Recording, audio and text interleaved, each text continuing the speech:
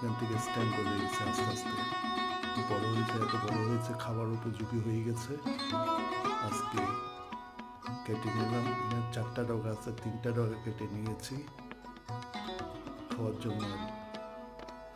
এটা কিন্তু আদিবাসীদের কাছে সবসময় পাওয়া যায়। এরা প্রায় সময় নিয়ে আসে, প্রায় সময় এরা বাজারে নিয়ে আসে।